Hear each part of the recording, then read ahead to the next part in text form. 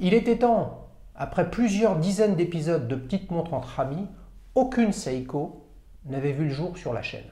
Des dizaines de commentaires me demandent une Seiko, mais personne n'était venu en proposer. Jusqu'aujourd'hui, où Pierre, tel le Messie, a l'énorme tâche, la lourde tâche, de nous raconter la première histoire avec une Seiko. Que dis-je? Avec une grande Seiko. C'est parti pour un nouvel épisode de Petites montres entre amis.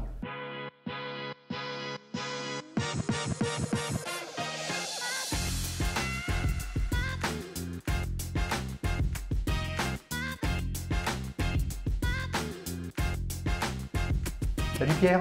Salut Xavier. Ça va? Ouais, ça va. Tel le Messie, tu veux que je t'appelle Lionel?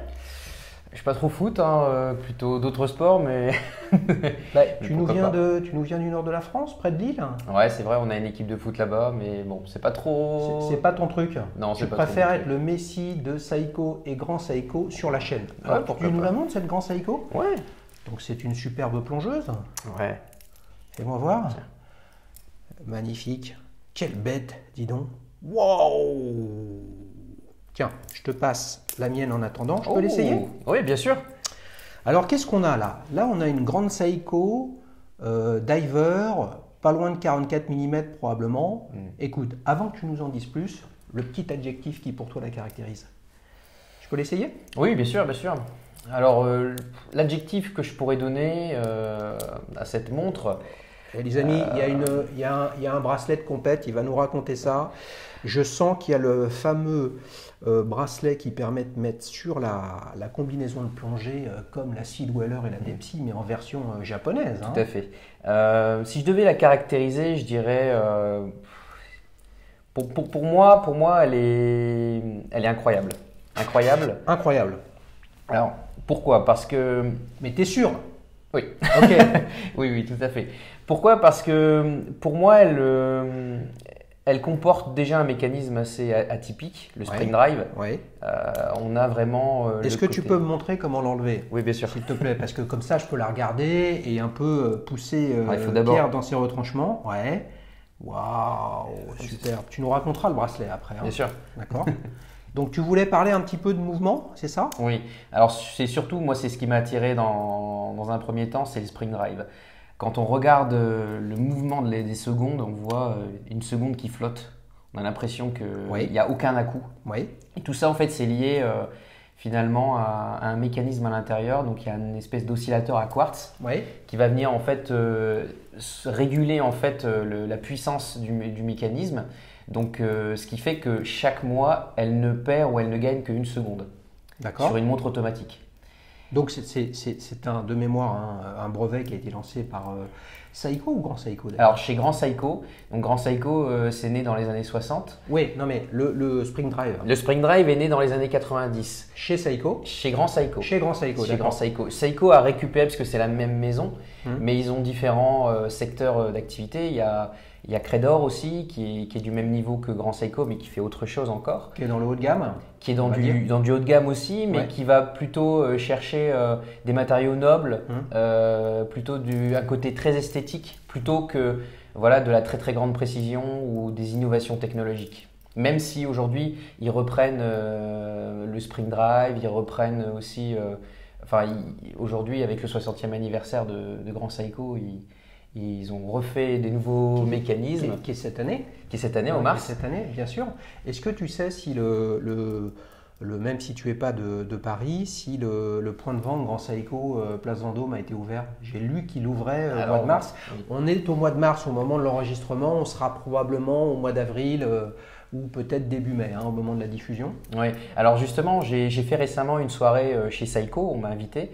Une soirée présage. Donc c'était pour le lancement d'une présage avec un fond, un cadran vert assez magnique, une cocktail, version cocktail. Présage, c'est Seiko ou c'est Grand Seiko? C'est Seiko. Ouais. Seiko, donc. Mais c'est le haut de gamme de Seiko. Alors, je ne saurais pas dire si c'est le haut de gamme. En tout cas, c'est plus des montres, on va dire, habillées un petit peu plus classiques que les Prospex, Alpinistes, SKX, etc. C'est tout à fait ça. C'est D'accord. plus des montres habillées. D'ailleurs, on l'a vu dans cette soirée, tout le monde avait au moins une présage et puis des SKX, un peu même modifiées. On avait des choses assez intéressantes. Et justement, j'ai rencontré quelqu'un qui fait partie maintenant à nouveau du groupe Seiko, Grand Seiko. Et justement, il m'a annoncé que voilà, récemment, enfin au mois de mars, pardon, il va y avoir le lancement de la boutique Place Vendôme. Et aussi, il va y avoir au printemps Haussmann un show en fait qui va être organisé aussi pour justement le 60e anniversaire de Grand Seiko. Ouais. Donc voilà. Tu donnes le sentiment d'être tout autant, même si c'est de cette montre dont on va parler, tout autant amateur, intéressé par Seiko et Grand Seiko. Donc cette montre-là, tu l'as eue il y a combien de temps? Je l'ai eu très récemment, au final, je l'ai eu fin novembre. Fin novembre? Fin novembre. Donc ça fait 4-5 mois que tu la portes. Qu'est-ce qui fait que tu t'es porté petit 1 sur une Grand Seiko et non pas une Seiko? Sachant que, grosso modo, on va dire que c'est une plongeuse qui doit être étanche à, laissez-moi regarder, à 300 mètres. 200 mètres. 200 mètres ou 300 mètres. Tu aurais pu prendre une SKX ou une Prospex, peu importe à quel moment ils ont changé de gamme, mais il y a un écart de prix quasiment de 1 à 10, tu vois. Donc pourquoi une Grand Seiko? Pourquoi pas une Suisse? Pourquoi pas une Allemande? Pourquoi?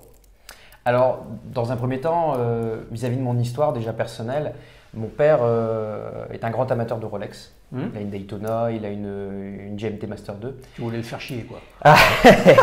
Alors, on rigole, les amis.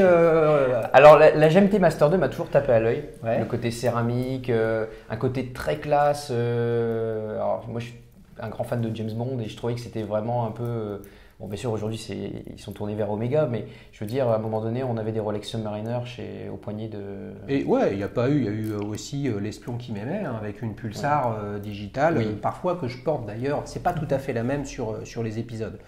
Mais je trouvais que cet aspect esthétique, le côté lunettes noires, céramiques, avec ces index, ce côté-là, moi, me plaisait beaucoup, cette espèce de plongeuse. Mais moi, je suis pas plongeur dans l'âme, je suis plutôt surfeur, flotteur. Mais vraiment, cette esthétique-là m'attirait beaucoup. Donc, on va dire l'esthétique boîtier acier. C'est ça. Lunettes tournantes noires. Lunettes tournantes noires. Voilà, des index blancs sur la lunette et puis sur le cadran, des index, on va dire circulaire, globalement comme une SKX ou une Prospex maintenant, à la différence que tu n'as pas la couronne à 16 heures. Mais pour reprendre le début de filiation dont tu nous parles, on parle un peu de Submariner. Je vous chauffe, les fans de Seiko, vous voyez bien. Est-ce qu'il n'y a pas j'aurais bien pris une sub, mais pour faire comme papa, mais en fait non. Tu vois, c'est quoi tout ça? Parce que sans indiscrétion, combien ça coûte? Alors ça vaut 6 200 €. 6 200 €. Donc, tarif catalogue d'une Submariner chez Rolex, il n'y en a pas. Heureusement qu'il y a un catalogue, sinon on pourrait croire que ça n'existe pas.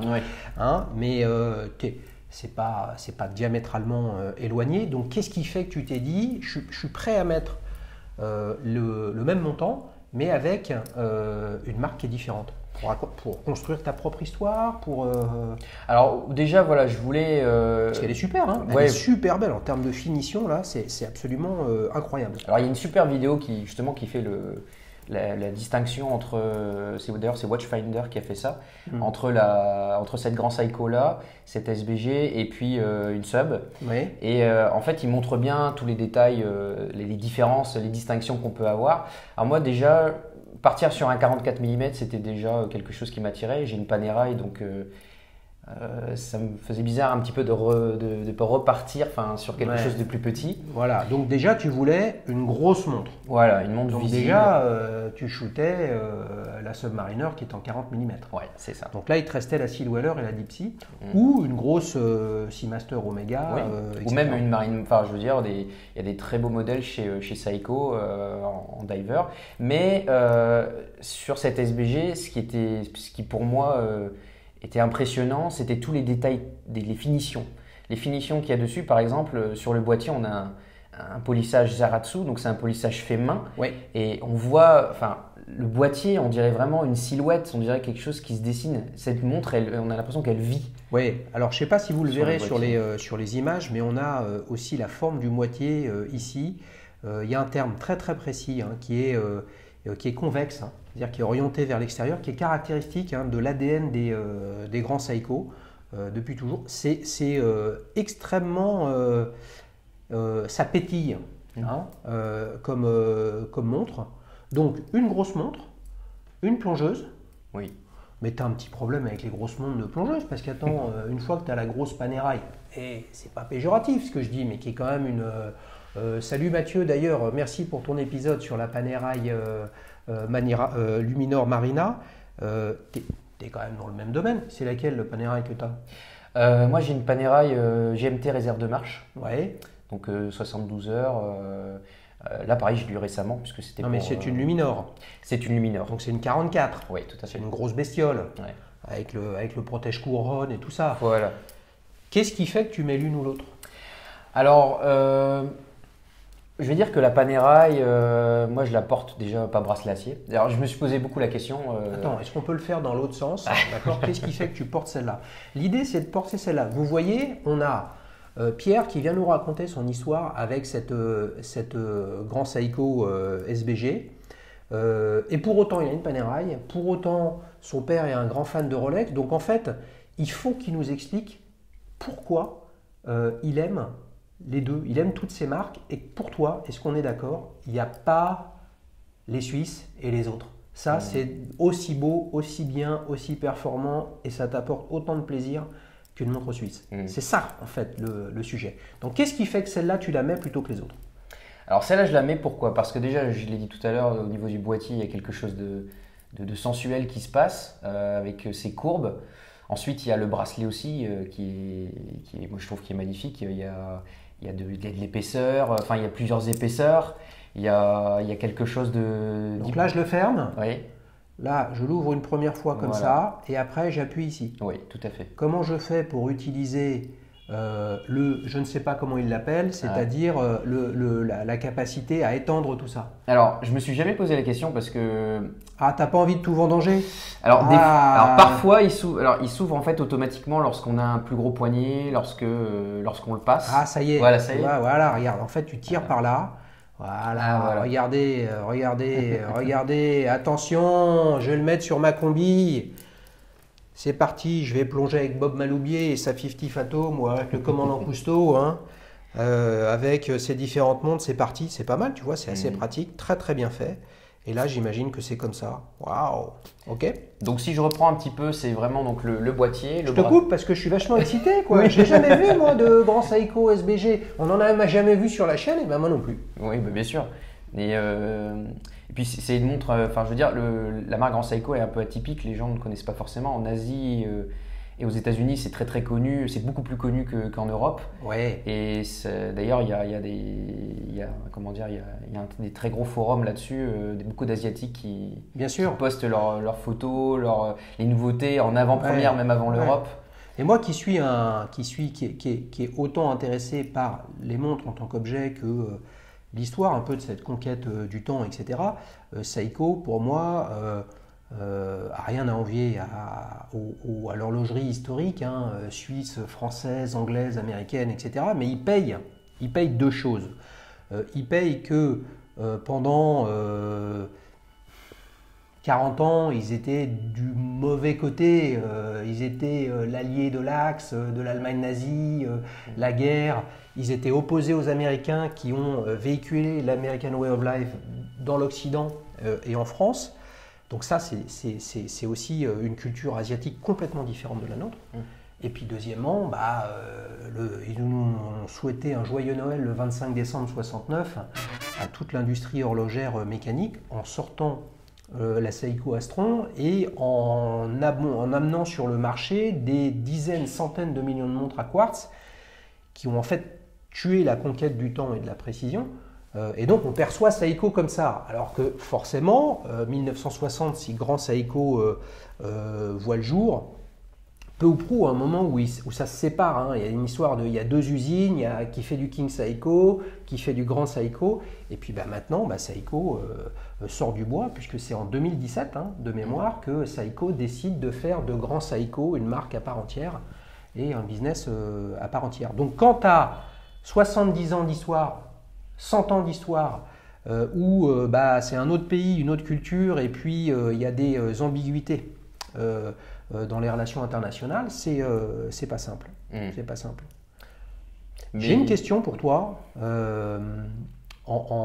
J'ai fait passer pas mal de plongeuses sur la chaîne.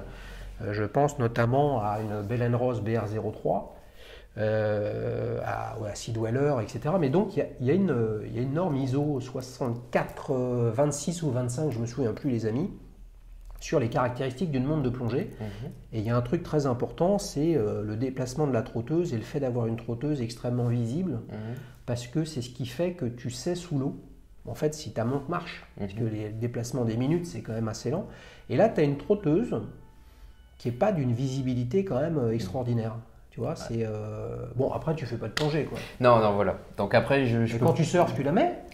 Non, je ne veux pas l'abîmer. On ne sait jamais. Il y a quand même des à-coups. On peut quand même. On ne sait jamais. Je préfère Est-ce qu'on peut, j'adore faire ça, écouter au micro le déplacement de la lunette? Bien sûr. On nous dirait si c'est beau.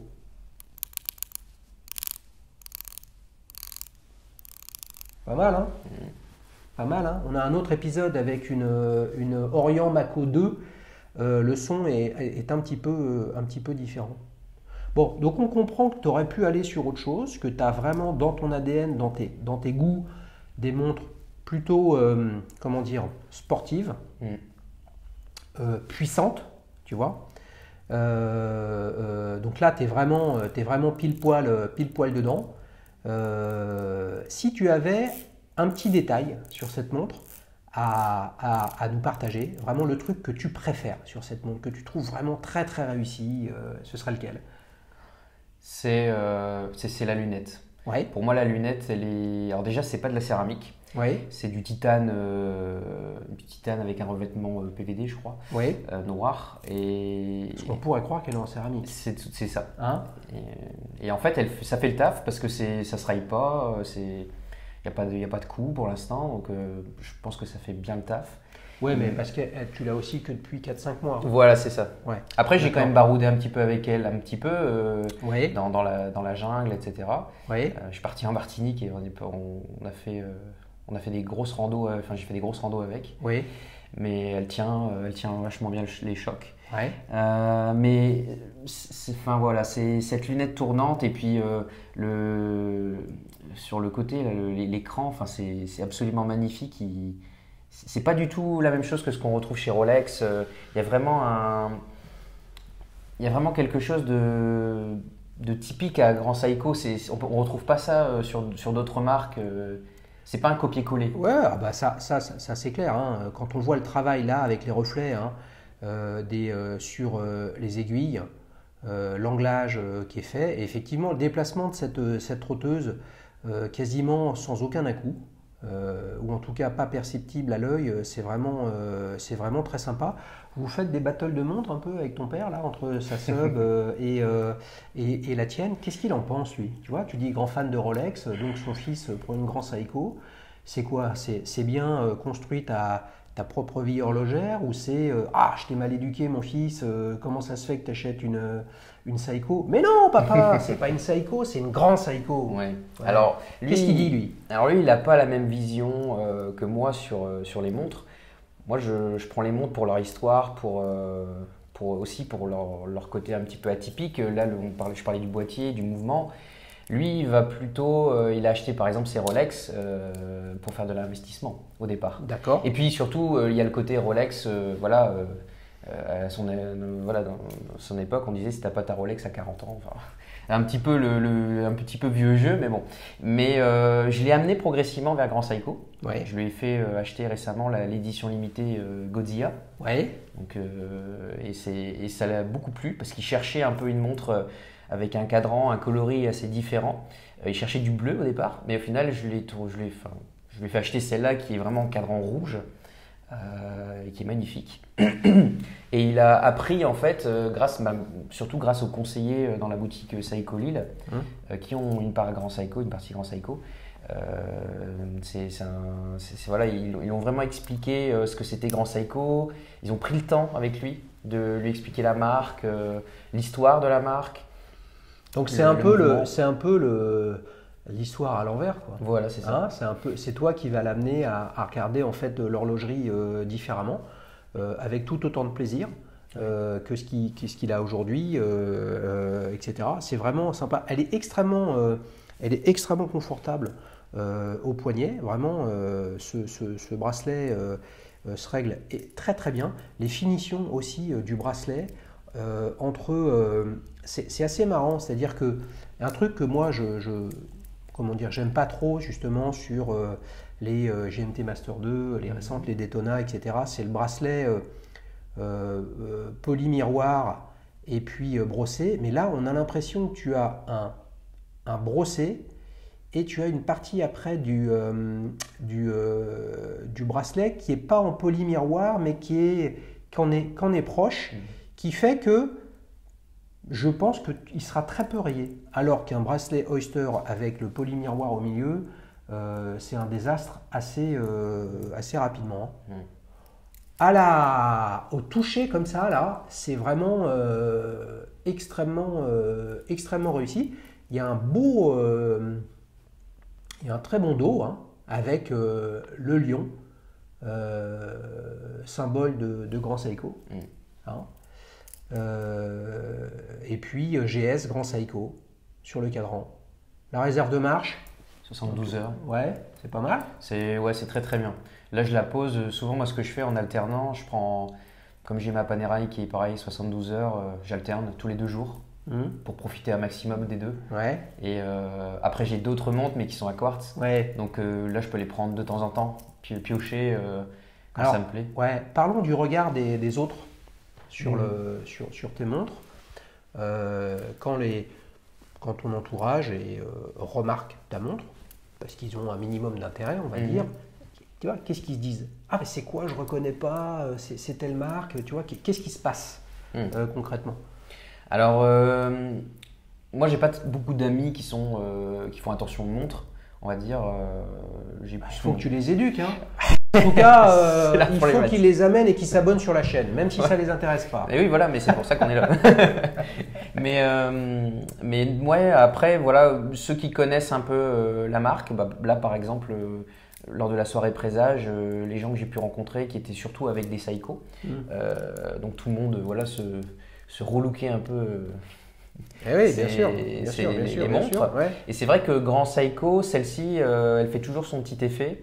Pas parce c'est une édition limitée ou pas parce qu'elle a quelque chose de très particulier, mais c'est un ensemble de choses. On me dit toujours, voilà, les courbes, le mouvement, c'est un spring drive.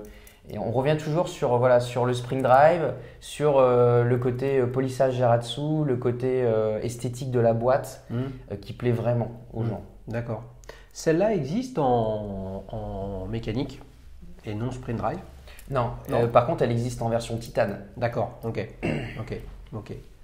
Bah, c'est clair, quand on regarde l'histoire de Seiko depuis leur création, le nombre d'innovations, même au-delà du Quartz 169, Kinetic, c'est une superbe réussite, le Spring Drive maintenant, des montres de plongée depuis bien longtemps. Écoute, c'est vraiment très très sympa. Quel âge tu as, Pierre? Alors 25 ans. 25 ans, donc il est tout jeune. C'est parti pour la séquence Souvenir. Avec tes 25 ans, donc tu as déjà une Panerai, bravo, une Grand Seiko qui est magnifique. Tiens, je te la rends.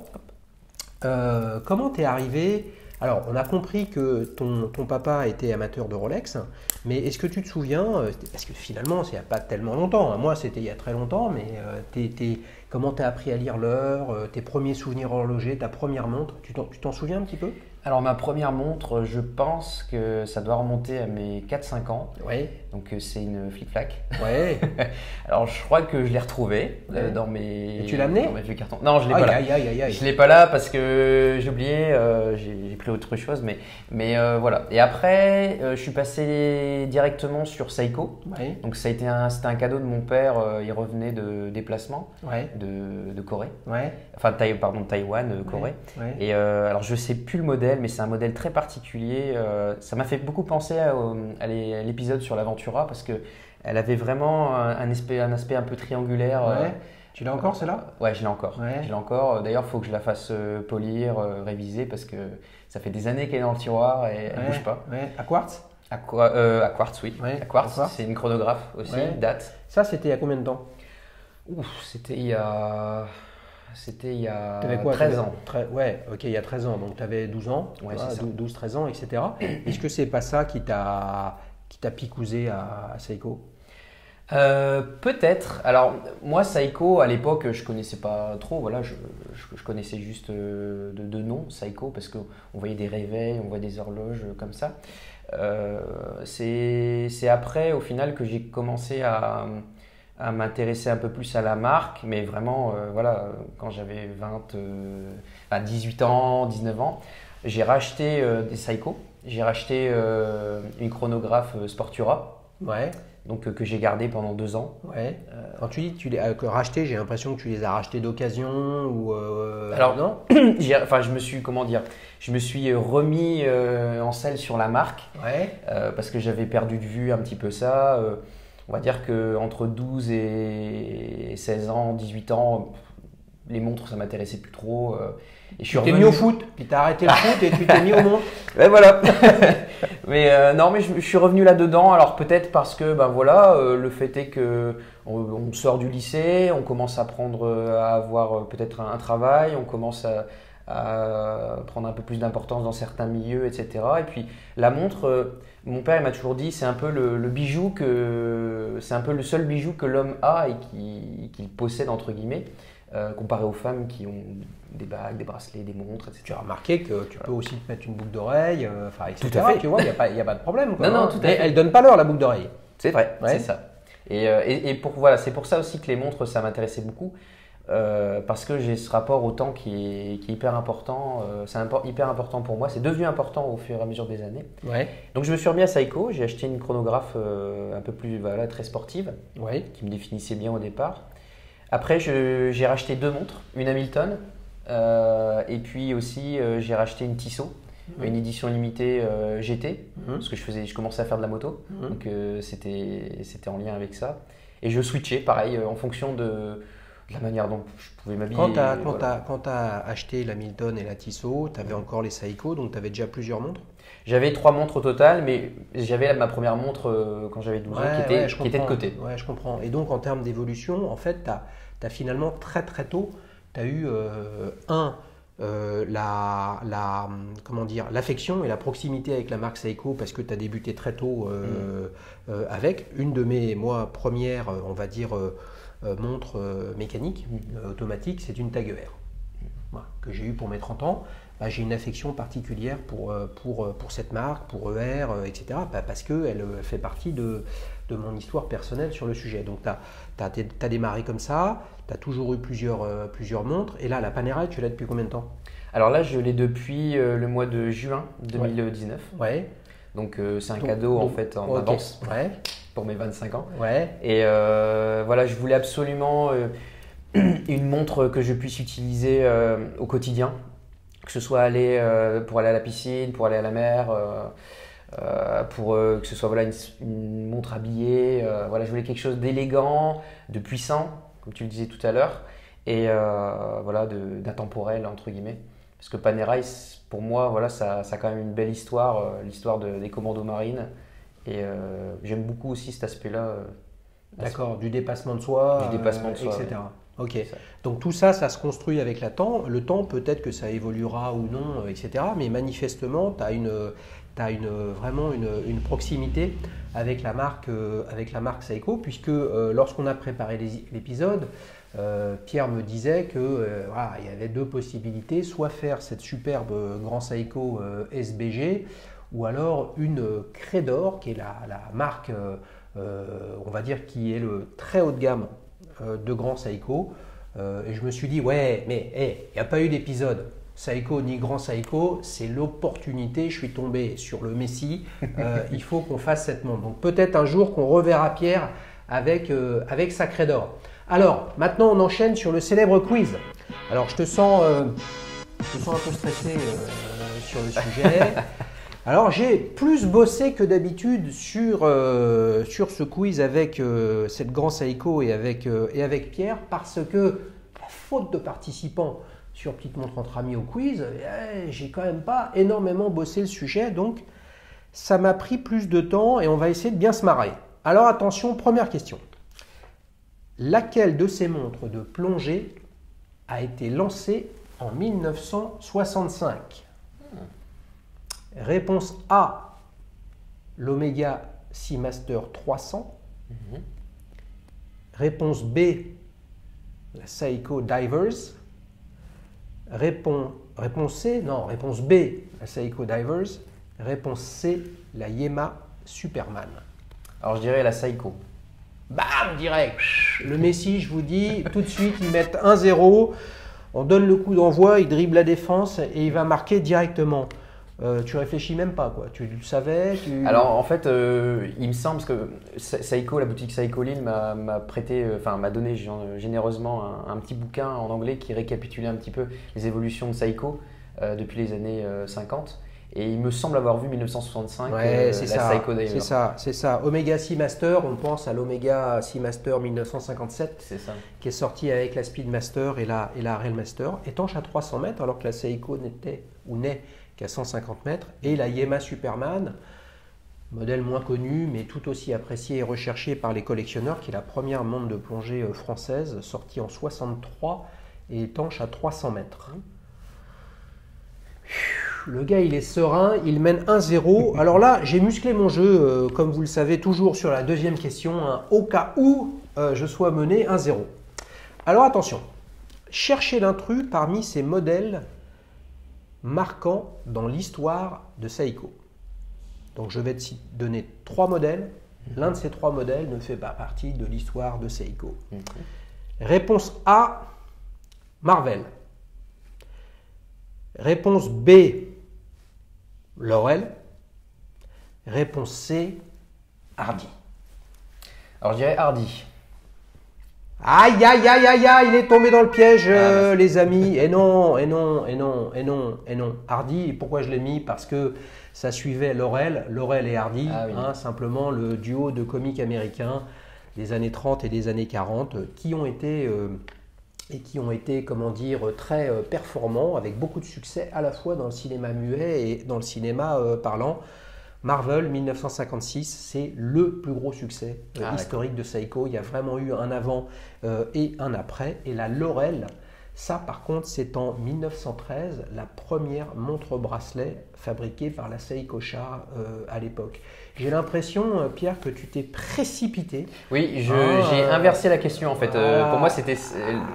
Donc en fait, tu le savais. En fait, Marvel, je savais que c'était dedans, mais alors oui, par contre, plus gros succès, ça je ne savais pas. Voilà, en fait, tu t'es précipité, tu vois une belle vague, tu pars en courant avec ton surf, tu te dis c'est bon. Voilà. Et non, c'est un mirage.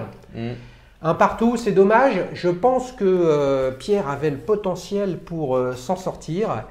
Et je ne suis pas mécontent sur une japonaise de quand même réussir à faire un match nul un partout. J'espère qu'il y aura un match retour avec cette craie d'or.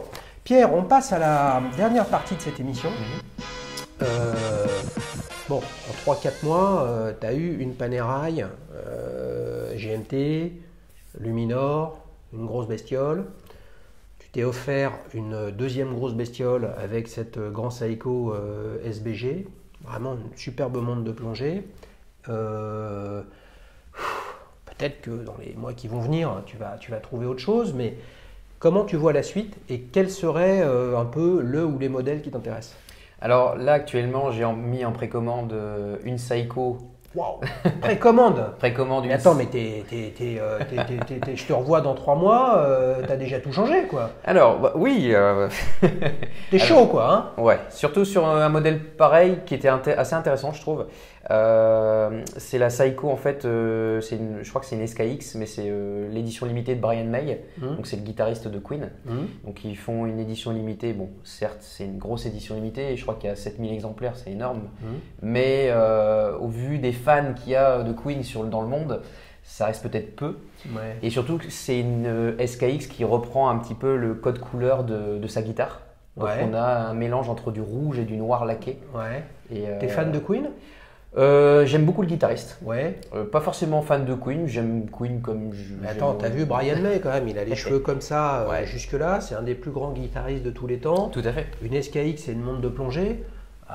Tu le vois lui faire de la plongée, Brian May, avec sa SKX? Peut-être pas, peut-être aller à la plage. Mais... Ouais. Alors, explique-nous pourquoi. Je veux dire, Brian May, t'aimes bien, d'accord, Seiko, t'aimes bien.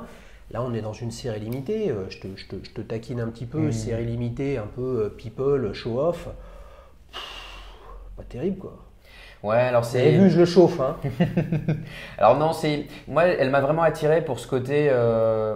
Moi, ce qui me plaît beaucoup aussi dans cette montre, c'est le jeu de couleurs. C'est ce que je recherche aussi, c'est avoir une montre qui puisse claquer un petit peu et puis que je puisse utiliser aussi, par exemple, pour aller faire du surf, pour aller courir.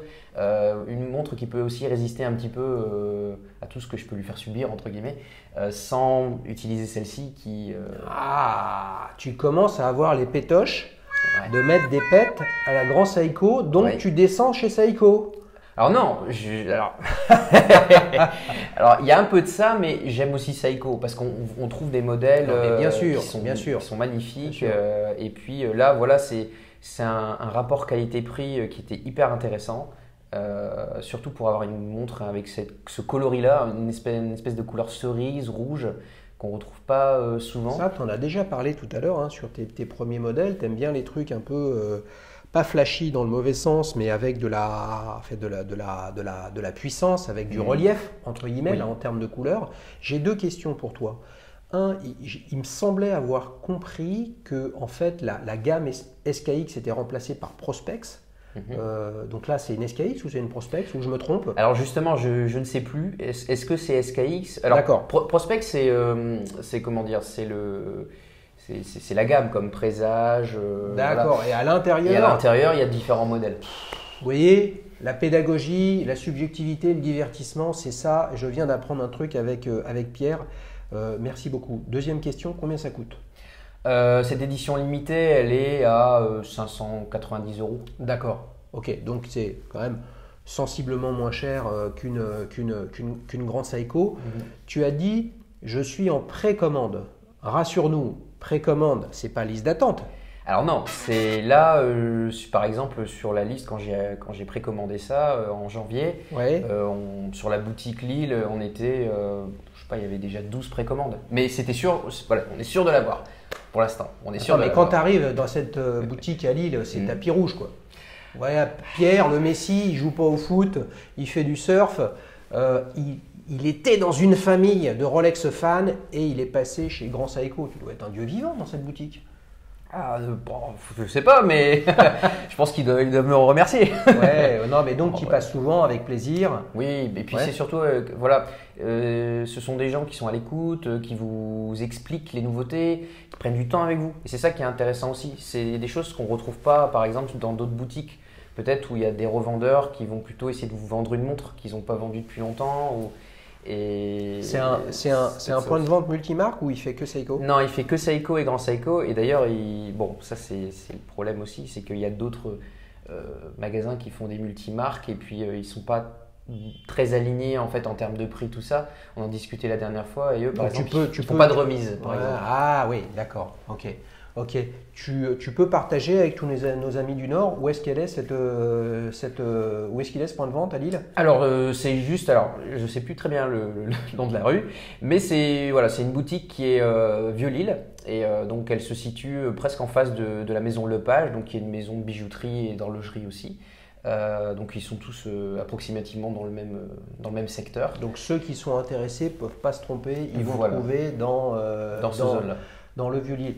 Tu viens de parler de Queen et de Brian May. Eh bien moi je vous dis The show must go on, comme le chantait Freddie Mercury. On remercie Pierre pour cet épisode vraiment très très sympathique, rythmé. Si vous avez envie de participer, vous faites comme lui. C'est pas compliqué. Vous me contactez sur Instagram ou par mail sur contact@dailyshoes.fr avec vos coordonnées, des photos, des références, de quoi vous avez envie de parler.